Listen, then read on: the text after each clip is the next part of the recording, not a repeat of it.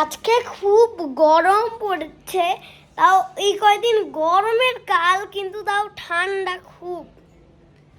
মানে এত ঠান্ডা পড়ারটা কি দরকার? গরমের দিনে ঠান্ডাও পড়তে হয়, কি সমস্যা ভাই আজকে? 2025 সালে তো এরকম ছিল না, তাও 2026 সালে সেরকম কেন হলো? আমি চাই এখন গরম পড়ুক, আমার খুব ঠান্ডা লাগছে।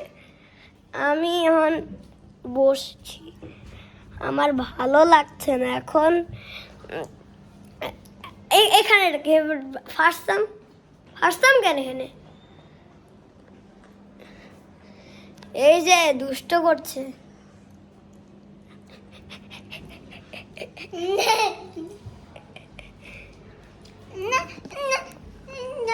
এই যে দুষ্ট।